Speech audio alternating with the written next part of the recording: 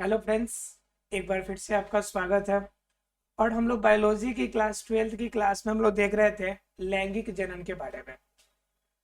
लैंगिक जनन में पिछले क्लास में हमने देखा था मध चक्र के बारे में, अर्थात क्या ऋतुस्राव के बारे में हमने जानने की कोशिश करी थी, अर्थात मासिक चक्र के बारे में जानने की कोशिश हम लोग किए थे। क्या होता है कि मासिक चक्र में हमने क्या देखा था कि मासिक चक्र वास्तव में ऐसी घटना होती है जो यह डिनोट करती है, यह बतलाती है कि औरतों में अर्थात लड़कियों में बच्चे को जन्म देने की जितनी आपकी लक्षण है वो दिखाई देने लगते हैं। तो इस प्रकार की घटनाएं जो दिखाई देने लगती है, उन घटनाओं से यह अवगत कराती है हमें, यह हमें बतलाती है कि वह जनन योग्य हो गई है। तो इस प्रकार की घटनाएं हमने कुछ पुरुष में भी देखी थी, जैसे मैंने बताया था जननांगों के आसपास में नए बाल उग जाने, शरीर का लंबा चौड़ा हो जाना। इस प्रकार से जो घटनाएं हैं, या फिर क्या कहते हैं विपरीत लिंग वाले लोगों को देखने के बाद आकर्षण की भावना जगना, ये सारी घटनाएं हमें क्या बताती है? ये हमें बताती है कि किशोरा अवस्था का आगमन हो चुका है। किशोरावस्था का मतलब एक 13 वर्ष से लेकर 18 वर्ष की जो आयु है, 13 वर्ष से 18 वर्ष की जो आयु अवस्था है, इसी को हम कहते हैं किशोरावस्था। हालांकि मां बनने योग्य लड़कियां एवं लड़के क्या हो जाते हैं, 12-13 साल के बाद ही हो जाते हैं, अर्थात कि लगभग 13 वर्ष के बाद ही हो जाते हैं। लेकिन शादी की जो आयु जनरली रखी जाती है 18 वर्ष के बाद रखी जाती है। ऐसा क्यों? ऐसा इसलिए होता है फ्रेंड्स, क्योंकि आपका 18 वर्ष से पहले लड़कियों का शरीर इतना ज्यादा डेवलप नहीं होता है। लड़की का शरीर जो होता है इतना ज्यादा डेवलप नहीं होता है कि वह अपने अंदर गर्भ धारण कर सके, एक मां बन सके। ऐसी शरीर के अंदर इतनी ज्यादा स्ट्रेंथ नहीं हो पाती है, जिसके कारण एक लिमिटेशन रखा गया है 18 वर्ष की बाद शादी विवाह करने की। इससे पहले भी वो मां बन सकती है, लेकिन बॉडी डेवलपमेंट में कमी के कारण जनरली हम लोग शादी इस उम्र के बाद करते हैं। अर्थात कि उसके अंदर जो क्रियाएं शुरू होती है वह 13 से 18 वर्ष में शुरू हो जाती है। इसी तरह से अलग अलग जीव, बंदर का भी एक फिक्स आयु है, गोरिल्ला का, या फिर जितने भी मैमेलिया वर्ग के हैं, मैमेलिया वर्ग मतलब जितने भी स्तनपायी जीव है, वो सभी के अंदर जो यह लैंगिक जनन की क्रिया होती है, उन क्रिया की क्या है, किसी रूप में आपका कुछ ना कुछ उम्र है जिनसे पहले आपका क्या होता है, उनके अंदर ये सारी क्रिया होने लगती है, जिनसे यह मालूम चल जाता है कि अब क्या है, उनके अंदर आपका क्या होता है कि जनन की क्रिया होने लायक हो चुके हैं। अब बात कर लेते हैं कि यह जो जनन की क्रिया पढ़ रहे हैं, अर्थात लैंगिक जनन हम लोग पढ़ रहे हैं, इस लैंगिक जनन पढ़ने का महत्व क्या है, या लैंगिक जनन के फायदे क्या है। तो अब जान लेते हैं हम लोग थोड़ा सा लैंगिक जनन के फायदे। उसके बाद हम लोग क्या जानेंगे कि लैंगिक जनन में कौन कौन सी क्रिया होती है, उनकी भी चर्चा कर लेंगे। पहले हम लोग थोड़ा सा जान लेते हैं कि लैंगिक जनन की जो क्रिया होगी इसके बेनिफिट क्या है, फायदे क्या है, या किस रूप में यह हमारे लिए इंपॉर्टेंट है। अर्थात हम लोग जानेंगे कि लैंगिक जनन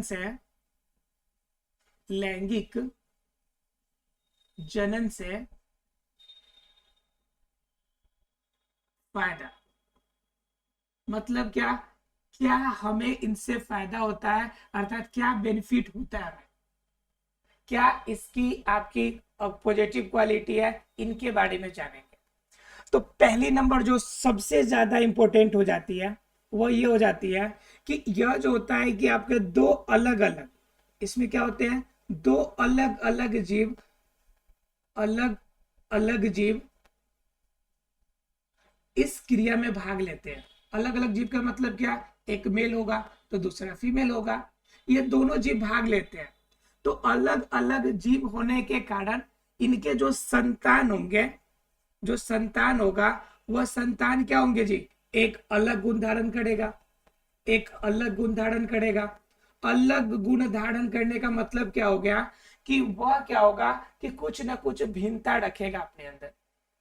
अर्थात कि यह टू कॉपी जो हमने देखा था अलैंगिक जनन में, यह टू कॉपी नहीं होकर यह क्या होगा, अलग अलग गुण धारण करेगा।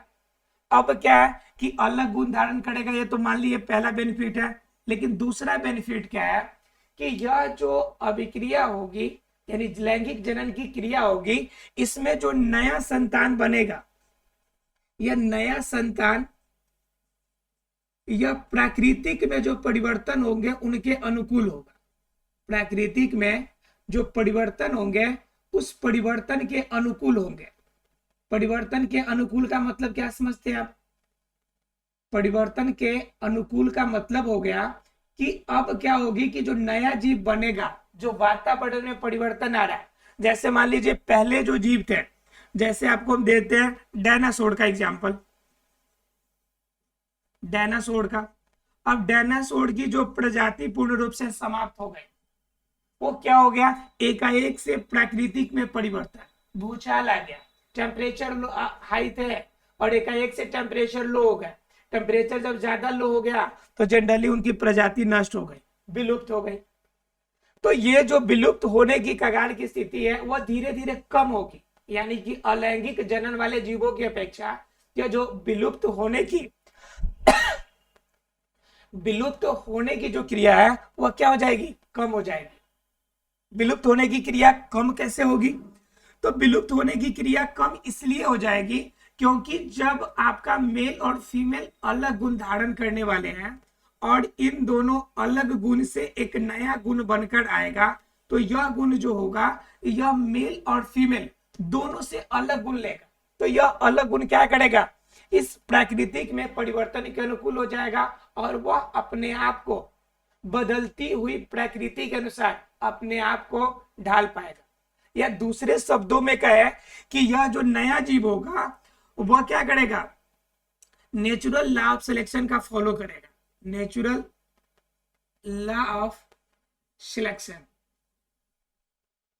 अर्थात कि प्राकृतिक चुनाव का नियम।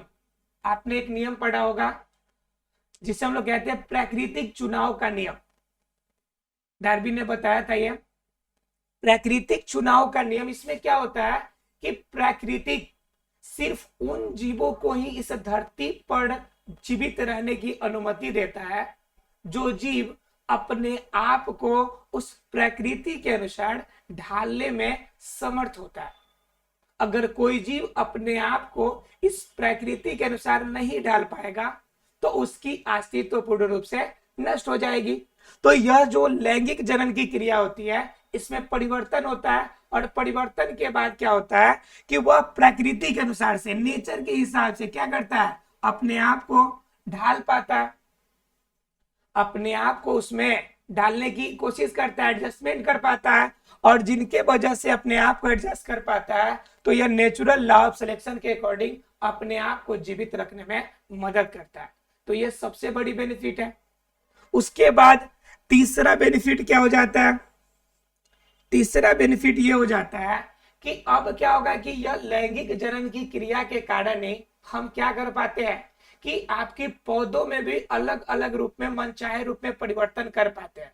जितने भी हम लोग हाइब्रिड क्वालिटी का, जितने भी उच्च नस्ल के हम लोग क्या प्राप्त करते हैं जी, उच्च नस्ल के बीज, उच्च नस्ल के जो बीज प्राप्त करते हैं, या फिर उच्च नस्ल की जो हमें गाय प्राप्त होती है, भैंस प्राप्त होती है, या अलग अलग प्रकार के जो जीव हमें उच्च नस्ल के प्राप्त हो पाते हैं, यह सब किसकी वजह से जी, लैंगिक जनन क्रिया की वजह से। अब उच्च नस्ल में क्या हमें फायदे हो जाते हैं कि मान लीजिए कि आपका कोई फसल है जो कि आपका अमेरिका में एक दाने लगाने से हमें क्या मिलते हैं, 500 दाने प्राप्त होते हैं। मान लीजिए कि एक धान का दाना मिट्टी में लगा और इनसे जो पेड़ बने वह कितने दे दिए, 500 दाने हमें दे दिए। लेकिन हमारे पास क्या है कि यह अमेरिका का कंडीशन है, अर्थात यूएसए का कंडीशन है। और दूसरे कंडीशन में आप इंडिया का देखेंगे, इंडिया का कंडीशन क्या है कि एक दाने जब हम लगाएंगे तो एक दाने से हमें क्या प्राप्त होगा, सिर्फ 100 दाना प्राप्त होगा, अर्थात कि सिर्फ 100 दाने आएंगे। ठीक है, सिर्फ 100 दाने आएंगे। तो इस कंडीशन में आप क्या सोचेंगे कि यहाँ पे जो 500 दाना आ रहा है आपको, इसी फसल को लाके लगा दे आप, क्योंकि जो किसान है ये तो यही चाहेगा कि हमें क्या चाहिए, ज्यादा से ज्यादा उपज चाहिए, हमें ज्यादा से ज्यादा फसल का अनाज उत्पादन होना चाहिए। लेकिन क्या होगा, क्या हम ऐसा कर सकते हैं क्या, अमेरिका के उस धान के बीज को लाकर इंडिया में लगा सकते हैं क्या?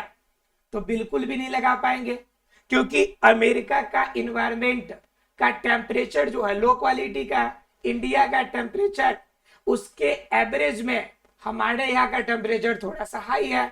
उस कंडीशन में जब उसका टेम्परेचर लो और हमारा टेम्परेचर हाई है, तो जो आपका नया फसल हम उसको लाकर यहाँ पर लगाते हैं, तो वो फसल क्या कर पाएगा, अपने आप को एडजस्ट करने में, बैलेंस करने में असमर्थ हो जाएगा। जब अपने आप को एडजस्ट नहीं कर पाएगा तो उस कंडीशन में क्या होगा, उस कंडीशन में आपकी वो फसल लगाएंगे तो पैसा इन्वेस्ट तो करेंगे लेकिन कोई बेनिफिट नहीं होगा।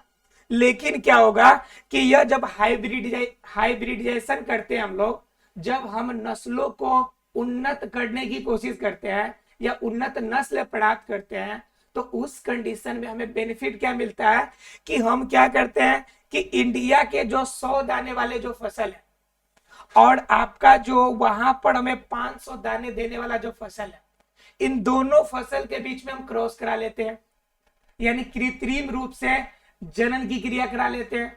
अब जनन की क्रिया कराने के बाद क्या होती है, जो नई नस्ल हमें प्राप्त होती है, वह नई नस्ल हमें क्या देती है जी, कि यह लगभग 400 दाना देगी। लगभग कितना दाना देगी, 400 दाना देगी। और हमारे जो इन्वायरमेंट होगा इंडिया के इन्वायरमेंट में रहने योग्य भी होगा। जब ये दोनों कंडीशन होगा तो जहां पे हमें 100 दाने प्राप्त होते थे, अब 400 दाने, यानी कि लगभग 4 गुना अधिक हमें अनाज का उत्पादन होगा। जहां पे 1 क्विंटल होते थे अब 4 क्विंटल होंगे। तो यह जो बेनिफिट हमें प्राप्त हो रही है, यह किसके वजह से हो रही है, यह लैंगिक जनन की क्रिया के कारण हो रही है। अगर लैंगिक जनन की क्रिया नहीं होती तो जैसा पहला फसल था उसका जो बच्चा होता सिर्फ उसी फसल की तरह होता, उनमें कोई नई परिवर्तन आते ही नहीं।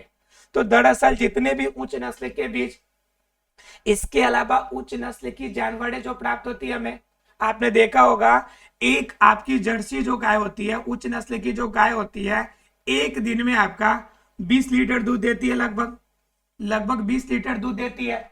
और हमारे यहाँ की जो देसीला गाय है वो लगभग 4 से 5 लीटर देती है दूध, 4 से 5 लीटर दूध देती है। अब क्या है, और वहां पे जाइएगा आप अदर कंट्रीज में, तो वहां की जो गाय है एक दिन में लगभग एवरेज 30 लीटर दूध देती है। तो आप देख के घबराएंगे कि भाई ये 30 लीटर दूध देती है, तो क्यों ना खरीद के इसी गाय को लेकर आ जाए। फिर वही कंडीशन होगा, आप स्वीडन से किसी भी अदर कंट्री से खरीद कर तो ले आएंगे, लेकिन एनवायरमेंट में परिवर्तन होने के कारण आपकी जो गाय होगी, इन्वेस्टमेंट तो हो गई उसमें, लेकिन वो जीवित नहीं रह पाएगा। उस कंडीशन में आप क्या कीजिएगा, पैसा भी आपका डूब जाएगा। तो वह किस कंडीशन में आप ला सकते हैं, तो यह जो आपके देश वाले, यानी कि जो देसीला गाय है, यानी कि जो देसी गाय है, और जो आपका फॉरेन वाले गाय है, यानी कि जो विदेशी गाय है, उनके बीच में हम क्या करा देते हैं, क्रॉस कराते हैं। और क्रॉस कराने के बाद एक उन्नत नस्ल का हम क्या प्राप्त करते हैं, एक जानवर प्राप्त करते हैं। और यह जानवर हमें क्या देती है जी, हमारे इन्वायरमेंट में रहने योग्य होती है, साथ ही साथ जो आपका दूध देने की प्रकृति है उसका लेवल भी हमारा क्या हो जाता है, बढ़ जाता है। तो हमें क्या हो जाते हैं, 2 बेनिफिट हो जाते हैं। तो ये हमें क्या करता है, यह सब किसकी वजह से होता है, लैंगिक जनन की वजह से। तो समझ सकते हैं कि लैंगिक जनन हमारे लिए कितना बेनिफिट है। लैंगिक जनन के कारण ही जानवरों की जो विलुप्त होने की संख्या है वह कम है, क्योंकि वह अपने आप को एडेप्ट कर पाती है। उच्च नस्ल के जो जीव पौधे प्राप्त होते हैं सब इसी के कारण है। और ये सब इसलिए होता है क्योंकि इनके जो आपका जनन की प्रक्रिया होती है, इसमें मेल और फीमेल दोनों अलग अलग जीव शामिल होते हैं। जब दोनों अलग अलग जीव शामिल होंगे तो संतान के अंदर जो गुण होगा वो भी एक अलग होगा, एक डिफरेंट क्वालिटी मेंटेन करने वाला होगा। जब क्वालिटी डिफरेंट होगा तो ऑब्वियसली सी बात है कि वह नए इन्वायरमेंट के अकॉर्डिंग अपने आप को अडेप्ट कर पाएगा, अपने आप को अनुकूलित कर पाएगा। तो ऐसा फ्रेंड्स ये टॉपिक क्लियर हुआ कि लैंगिक जनन के फायदे क्या है। अब हम लोग क्या जानेंगे कि लैंगिक जनन की क्रिया होती कैसे और लैंगिक जनन की क्रिया में कितने स्टेजेज होते हैं। ये ऐसा फ्रेंड्स क्लियर हो गया होगा। अब हम लोग देखते हैं कि लैंगिक जनन के फायदे क्या क्या है। सॉरी, माफ कीजिएगा, लैंगिक जनन की क्रिया के अंदर कौन कौन से स्टेप्स होते हैं, इनके स्टेप्स की चर्चा करेंगे और इनके स्टेप को बिल्कुल इजीली समझने की कोशिश करेंगे। किसी भी टॉपिक को अगर आप समझते हैं, अगर आपका कॉन्सेप्ट क्लियर होता है, तो आप क्या कर पाते हैं, उन क्वेश्चंस को इजीली याद रख पाते हैं। आपको एग्जाम के समय क्वेश्चंस और आंसर रटने की आवश्यकता नहीं पड़ती, या फिर किसी भी नोट्स को रटने की जरूरत नहीं पड़ती। तो आपको भी किसी भी नोट को रटने की जरूरत नहीं पड़ेगी। आप क्या करें, सिंपल और इजी वे में आप नोट्स तैयार करें, और नोट्स तैयार करें उन टॉपिक को जो हम आपको बता रहे हैं, और इन टॉपिक से ही आप एग्जाम में ज्यादा से ज्यादा पॉइंट गेन कर सकते हैं। तो आपको अगर पॉइंट गेन करना है तो आपको सीधा सिंपल शब्दों में, अपने शब्दों में सिर्फ नोट्स बनाने हैं। तो क्या देखना है हम लोग को कि लैंगिक जनन में स्टेजेज कितने होते हैं, यानी कितने चरण में होता है, यानी कौन कौन से स्टेजेज होते हैं जिनमें लैंगिक जनन की क्रिया होती है। तो लैंगिक जनन में स्टेजेज की बात करें तो इसके मुख्य रूप से 3 स्टेजेज होती है। कितनी स्टेजेज होती है? 3 स्टेजेज होती है। और 3 स्टेजेज में कौन कौन से होते हैं? पहला जो स्टेज होता है वो होता है आपका निषेचन। निषेचन पूर्व घटना, यानी कि निषेचन से पहले होने वाली घटना। और दूसरा क्या होता है कि निषेचन की घटना, यानी निषेचन की क्रिया कैसे होती है। उसके बाद तीसरी क्या होती है, निषेचन पश्चात, यानी निषेचन के पश्चात होने वाली घटनाएं, जिसे हम लोग कहते हैं निषेचन पश्च घटनाएं। अर्थात क्या कि आपका टोटल जो लैंगिक जनन में होती है मुख्य रूप से 3 ही स्टेज होते हैं। एक तो निषेचन से पूर्व होने वाली घटना है, दूसरा क्या होता है निषेचन वाली घटना है, और तीसरा क्या होता है निषेचन पश्च घटना है, अर्थात निषेचन की बाद वाली घटना है। अब तीनों घटनाएं हम लोग जानने की एक कोशिश करेंगे कि तीनों घटनाएं होती कैसे है और तीनों घटनाएं में कौन कौन सी क्रियाएं होती है, इन्हें हम लोग जानने की कोशिश करेंगे। तो पहले हम लोग जानेंगे निषेचन पूर्व घटना, अर्थात निषेचन से पहले होने की घटना है। तो इसमें क्या क्या होगी, तो निषेचन से पहले क्या घटनाएं होगी। पहला नंबर जो घटना होगा, पहली जो घटना होगी वह क्या होगी कि निषेचन से पहले आपका क्या होगा, जो मेल होगा, अर्थात कि जो नर होंगे, नर, वह आपका क्या करेगा कि सोडा अवस्था में आ जाना चाहिए, कि सोडा अवस्था क्रॉस कर जाना चाहिए, अर्थात कि परिपक्व अवस्था में आना चाहिए, कि सोडा अवस्था में नहीं, कि सोडा अवस्था की बाद की अवस्था होनी चाहिए। नर और मदा दोनों किस अवस्था को पार कर जाना चाहिए, किशोरा अवस्था का पार कर जाना चाहिए, क्योंकि किशोरा अवस्था में ही जनन की सभी प्रकार की संरचनाएं विकसित होती है, शरीर में अलग अलग रूप में विकास विकसित होते हैं, नए नए हार्मोन्स का सिक्रेशन शुरू होता है, और इन हार्मोन्स के सिक्रेशन की वजह से ही आपके शरीर के अंदर अलग अलग तरह के परिवर्तन देखने को मिलते हैं। तो यह क्या होगा, मदा और नर जो होंगे किशोरा अवस्था को क्रॉस करेंगे, पहला कंडीशन। दूसरा कंडीशन क्या होता है इसमें कि जब किशोरा अवस्था का क्रॉस करेंगे तो उसके अंदर जो सबसे प्रमुख होगा वह युग्मक जनन की क्रिया। उसके अंदर क्या होगी, युग्मक जनन की क्रिया। ठीक है, तो युग्मक जनन की क्रिया 2 स्टेजेस में होगी, एक मेल के लिए और एक फीमेल के लिए। जब यह क्रिया मेल में होगी, अर्थात कि नर में जब होगा, तो जब नर में होगा तो इस घटना को हम लोग कहते हैं शुक्राणु जनन। क्या कहते हैं इसे, शुक्राणु जनन, यानी युग्मक का निकलना। ठीक है, और यही क्रिया जब मदा के अंदर होगी तो इसे हम लोग क्या कहते हैं, अंडोत्सर्ग। क्या कहते हैं इसे, अंडोत्सर्ग। बात समझ में आ रही है आप लोग को। यानी कि दो घटनाएं होगी। यानी पहला तो मदा और नर की किशोरावस्था को क्रॉस कर जाना है, क्योंकि किशोरावस्था के बाद ही शरीर उस रूप में डेवलप हो जाती है कि वह एक आपके पिता या माँ बनने योग्य हो जाता है। उसके बाद क्या चाहिए, दूसरा कंडीशन होता है कि युग्मक जनन की क्रिया। तो युग्मक जनन में दोनों युग्मक हो गए, नर से भी युग्मक बनेगा और मदा से भी युग्मक बनेगा। तो जब नर से युग्मक बनेगा तो इसे हम लोग क्या कहेंगे, शुक्राणु जनन। जब ये क्रिया मदा में होगी तो इसे क्या कहेंगे, अंडोत्सर्ग। क्लियर है। तीसरा कंडीशन क्या होता है आपका, सी, अर्थात कि तीसरा कंडीशन क्या होगा, तो तीसरा कंडीशन इसके अंदर ये होता है कि जब ये शुक्राणु जनन आपका हो जाएगा और आपका अंडोत्सर्ग हो जाएगा तो इसे क्या होंगे जी, जो आपका अंडोत्सर्ग हुआ है, जो अंडाणु बने हैं, यह अंडाणु अपने परिपक्व अवस्था में होना चाहिए और शुक्राणु भी परिपक्व अवस्था में होना चाहिए। और यह अंडाणु जो होगा निकल कर कहाँ जाना चाहिए, फैलोपियन ट्यूब में जाना चाहिए। कहाँ जाना चाहिए, फैलोपियन ट्यूब में, जिसे हिंदी में कहते हैं हम लोग डिंब वाहिनी। लेकिन फ्रेंड्स इसमें कुछ वर्ड्स होते हैं जिसे इंग्लिश में ही याद करना ज्यादा आसान रहता है और इसे एग्जाम में भी क्वेश्चन इंग्लिश वर्ड से ही पूछे जाते हैं। तो आप चाहे तो डिंब वाहिनी भी जान सकते हैं, लेकिन ज्यादातर फैलोपियन ट्यूब डायरेक्ट एग्जाम में क्वेश्चन होते हैं, तो इसलिए आप इस वर्ड्स को याद रखिए, फैलोपियन ट्यूब।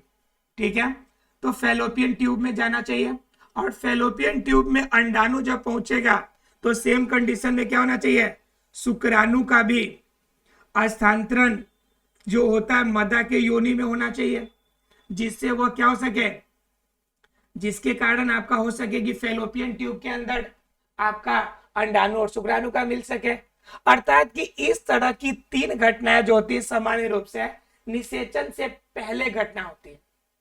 अर्थात निषेचन अभी नहीं हुआ, लेकिन निषेचन से पहले अर्थात कि जंग लड़ने से पहले जिस तरह से हम लोग तैयारी करते हैं, तो वैसे ही यहाँ पे निषेचन करने से पहले हम लोग की इतनी प्रिपरेशन कंप्लीट होनी चाहिए। जैसे 12th की एग्जाम देने से पहले आप चाहते हैं कि पूरी सिलेबस कंप्लीट हो जाए आपकी, तो उसी तरह से यह अपनी सिलेबस कंप्लीट करने के लिए तीन घटनाओं को यह पूरा करता है। पहला नंबर, मदा और नर किशोरावस्था क्रॉस कर जाना चाहिए। दूसरा नंबर, इनके अंदर युग्मक जनन होगा, इसके साथ ही विभिन्न प्रकार के हार्मोन्स का स्राव भी होगा। ठीक है, उसमें भी हम लोग बात करेंगे, एस्ट्रोजन, प्रोजेस्टेरॉन, उसके बाद रिलैक्सिन हार्मोन, ये सभी के यूज जानेंगे हम लोग कि कौन कौन से हार्मोन किस कंडीशन में होंगे। ठीक है, तो ये हार्मोन का भी सिक्रेशन शुरू हो जाता है और साथ ही साथ नर जो होंगे शुक्राणु जनन करेंगे, यानी शुक्राणु स्पर्म को निकालेंगे, और मदा जो होगा अंडोत्सर्ग क्रिया करेगा, यानी उसमें अंडाणु निकलेंगे। उसके बाद क्या होगा कि अंडाणु परिपक्व अवस्था में आएगा, यानी पूर्ण रूप से निषेचन करने योग्य कंडीशन में आएगा सीधे शब्दों में, और यह अंडाणु फैलोपियन ट्यूब तक ट्रांसफर होगा।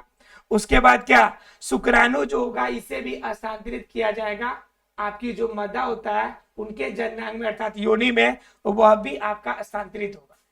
तो ये तीनों कंडीशन जब पूरी होती है तो इन्हीं घटनाओं को हम क्या कहते हैं, निषेचन पूर्व घटनाएं।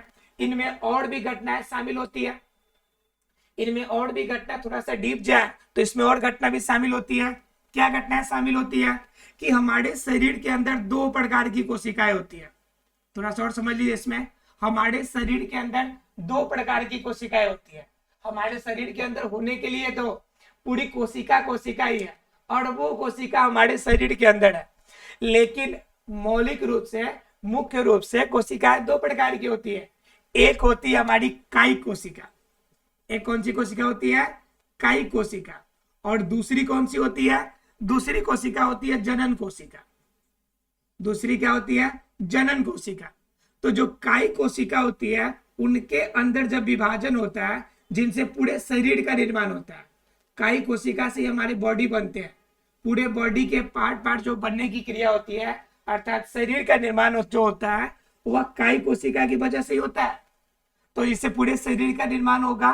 तो इसके अंदर जो विभाजन होते हैं, जो विभाजन होता है, यानी एक कोशिका से दो कोशिका, यानी कोशिका का विभाजन होना मतलब क्या, एक से दो बनेंगे, दो से चार बनेंगे, तो यह कहेंगे कोशिका का विभाजन।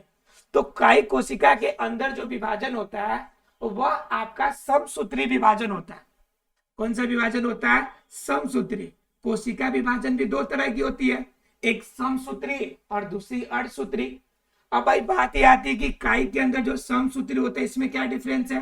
तो समसूत्री विभाजन में दरअसल ये आपका डिफरेंट हो जाता है कि इनके अंदर जब एक कोशिका टूटेगी तो इनके अंदर सिर्फ दो कोशिकाएं बनेगी, लेकिन एक कंडीशन इसमें रहता है, समसूत्री कह रहा है, ध्यान से इस वर्ड को समझना है।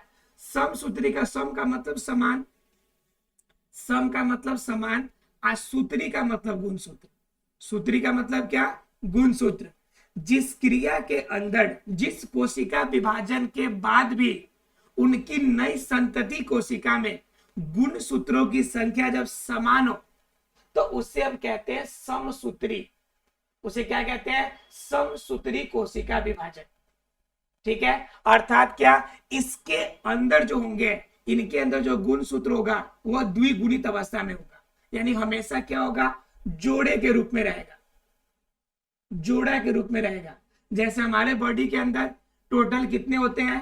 टोटल 46, अर्थात कि 23 जोड़ा गुणसूत्र एक कोशिका के अंदर पाया जाता है। 23 जोड़ा का मतलब क्या? 46। 23 जोड़ा का मतलब 46, अर्थात कि हमारे शरीर की प्रत्येक कोशिका में कितनी आपकी गुणसूत्र पाई जाती है? 46, अर्थात कि 23 जोड़ा। एग्जाम में कभी कभी क्वेश्चन पूछ देता है कि बताओ कि कितने गुणसूत्र पाए जाते हैं, तो आंसर देखिएगा 23 भी दिया रहेगा, 46 भी दिया रहेगा। तो कितने गुणसूत्र पूछे तो आंसर आपका 46 होगा, लेकिन जब क्वेश्चन जोड़ा में पूछे तो आंसर क्या होगा आपका? 23 जोड़ा होगा। इन 23 जोड़ा में से जो आपका 22 जोड़ा होता है, ध्यान दीजिएगा इस पे, जो 22 जोड़ा होगा वह आपकी कायिक कोशिकाएं होती है। 22 जोड़ा से क्या बनेगा आपका? कायिक। लेकिन उसमें जो एक जोड़ा होता है वह कौन सी कोशिका होती है? एक जोड़ा जो होगा वह होती है हमारी जनन कोशिका। एक जोड़ा क्या होगी? जनन कोशिका होगी, और 22 जोड़ा कायिक कोशिका होगी। तो कायिक कोशिका के अंदर जिनसे हमारा शरीर बनेगा उनके अंदर कोशिका विभाजन होगी, और कोशिका विभाजन समसूत्री होगी। और समसूत्री इसका मतलब होता है कि समान गुणसूत्र रखने वाला। समान गुणसूत्र रखने का मतलब क्या है? कि यहाँ पे कोशिका के अंदर जो गुणसूत्र पाए जाएंगे यह गुणसूत्र द्विगुणित होंगे। ये क्या होंगे बाबू? द्विगुणित होंगे। द्विगुणित का मतलब होगा कि हमेशा जोड़ा में रहेगा। इनके अंदर जो गुण होंगे, जो गुणसूत्र होंगे, वह किस रूप में रहेंगे? जोड़ा के रूप में, पेयर के रूप में रहेंगे। उसके बाद क्या? लेकिन अगर वहीं पे जनन कोशिका में जाएंगे तो जनन कोशिका के अंदर जो कोशिका का विभाजन होगा वह अर्धसूत्री होगा। कौन सा विभाजन होगा? अर्धसूत्री विभाजन। अर्धसूत्री का मतलब आप क्या समझ रहे हैं? अर्धसूत्री मतलब अर्ध, अर्ध का मतलब आधा। अर्ध का मतलब क्या होता है? आधा। गुणसूत्र जो है आपका आधा हो जाए, जब गुणसूत्र जब आधा हो जाएगा तो उससे हम लोग क्या कहेंगे? अर्धसूत्री विभाजन। समझ में आ रही है? यानी कि अर्धसूत्री विभाजन होगा, और अर्धसूत्री जब विभाजन होगा तो अर्धसूत्री विभाजन के बाद क्या बनेगा आपका? कि यहाँ पे जो आपका नई कोशिका बनेगी, नया कोशिका जो तैयार होगा, यह नया कोशिका के अंदर जो गुण होंगे वह आधे आधे रूप में होंगे। आधे आधे रूप में क्या? जैसे 23 जोड़ा था, 46 था, तो 46 क्या हुआ था? एक से दो कोशिका बनी थी। लेकिन अर्धसूत्री में क्या होगा कि एक कोशिका टूटेगी तो आपके दो नहीं बल्कि 4 नई कोशिका बनेगी। कितनी कोशिका बनेगी? 4 नई कोशिका बनेगी, और प्रत्येक कोशिका के अंदर जो आपका गुणसूत्रों की संख्या होगी वह जोड़ा में नहीं होकर बल्कि किस रूप में होगी? आपके इंडिविजुअल रूप में रहेगी। अर्थात क्या? एक कोशिका के अंदर 23 जोड़ा रहता था, लेकिन अब क्या होंगे? इनके अंदर कोशिकाएं सिर्फ 23 होंगी, सिर्फ 23 होंगी। अर्थात कि एग्जाम में कभी कभी क्वेश्चन पूछ देता है कि बताइए कि जो आपकी जनन कोशिकाएं होती है वह अगुणित होती है या द्विगुणित होती है? तो ध्यान रखना है, द्विगुणित मतलब जोड़ा में रहे, और इसमें आपका जोड़ा में नहीं है तो इससे हम लोग कहते हैं अगुणित। क्या कहते हैं इसे? अगुणित। यानी कि इसके अंदर जो आपके गुणसूत्र होंगे वो जोड़ा में अवेलेबल होंगे ही नहीं, या अगुणित अवस्था में होंगे। क्यों? क्योंकि इसके अंदर विभाजन हुआ है अर्धसूत्री, और अर्धसूत्री विभाजन में 1 से 4 तो बने हैं, लेकिन इनके गुण सूत्रों की संख्या क्या हो गई है, आधी हो गई है। यानी कि इनके अंदर गुण सूत्र क्या हो गए, आधे हो गए। तो आपका क्या हो गया कि अर्धसूत्री विभाजन जिनके अंदर गुण सूत्रों की संख्या आधी हो जाएगी, तो यह आपका कोशिका विभाजन किसमें होगा, जनन कोशिका में। लेकिन काई कोशिका में क्या होगा कि समसूत्री विभाजन होगा, और समसूत्री विभाजन में क्या होगा कि यह आपका समान गुण सूत्र होंगे, 1 से 2 बनेगा, लेकिन इनके अंदर जो 2 कोशिकाएं बनेगी, दोनों के अंदर गुण सूत्र जो होंगे वो हमेशा के हमेशा क्या होंगे, जोड़े फॉर्म में, अर्थात कि पेयर में रहेंगे, जोड़े में रहेंगे। तो ऐसा फ्रेंड्स से क्लियर हो गया होगा। अर्थात क्या, जो निषेचन से पूर्व जो आपका यहाँ पे नर युग्मक और मदा युग्मक जो बनेगा वह क्या बनेगा। अब यहाँ पर सीधा क्वेश्चन आएगा आपको कि नर युग्मक जो शुक्राणु है, यह शुक्राणु का यह जो कोशिका है यह अगुणित है या आपका द्विगुणित है। तो अगुणित और द्विगुणित की बात आ गई, तो शुक्राणु यहाँ पे बना और शुक्राणु क्या बना है, आपका युग्मक बना है, तो यह युग्मक जो होगा अगुणित होगा। क्या होगा, अगुणित होगा। ठीक है। उसके बाद क्या, मदा जो युग्मक आपका अंडोत्सर्ग के माध्यम से जो अंडाणु बना, अंडोत्सर्ग के माध्यम से जो अंडाणु बना, यह अंडाणु भी जनन कोशिका हो गई। तो यह जनन कोशिका कोशिका विभाजन के बाद जो अंडाणु बना, यह अंडाणु कैसा है, अगुणित या द्विगुणित। तो यह भी जो होगी आपकी, यह द्विगुणित नहीं बल्कि अगुणित होगी। क्या होगी, अगुणित। अर्थात क्या, आपके निषेचन पूर्व घटना में क्या होगी कि किशोरावस्था क्रॉस करेगा, उसके बाद नर और मदा में जो आपका शुक्राणु जनन होगा, उस शुक्राणु जनन के बाद जो शुक्राणु हमें प्राप्त होंगे वह आपका क्या होगा, अगुणित शुक्राणु प्राप्त होंगे, यानी अगुणित युग्मक हमें प्राप्त होगा। और मदा के अंदर भी जो अंडाणु प्राप्त होंगे वह भी हमें क्या होने चाहिए, अगुणित प्राप्त होंगे। और जब यह अगुणित हमें आपका शुक्राणु और अंडाणु मिल जाएगा, तो यह अंडाणु आपके अंडाशय से निकलते हुए फैलोपियन ट्यूब तक जाएगी, और दूसरे तरफ जो शुक्राणु जो परिपक्व अवस्था में आ गया है, जो अगुणित अवस्था में है, यह निकल के कहां तक पहुंचेगी, योनि तक पहुंचेगी। ये सारी घटनाएं निषेचन से पहले होती है। अर्थात कि निषेचन से पहले हमारे शरीर के अंदर इस तरह के सभी परिवर्तन होंगे। आशा फ्रेंड्स, निषेचन पूर्व घटनाएं, आपके लैंगिक जनन के महत्व, ये दोनों टॉपिक हमने आज कवर कर लिया होगा, और आशा फ्रेंड्स सभी को पॉइंट क्लियर भी हो गया होगा। थैंक यू फ्रेंड्स, मिलते हैं अगले क्लास में निषेचन और निषेचन पश्च घटनाओं के साथ में। Thank you very much friends.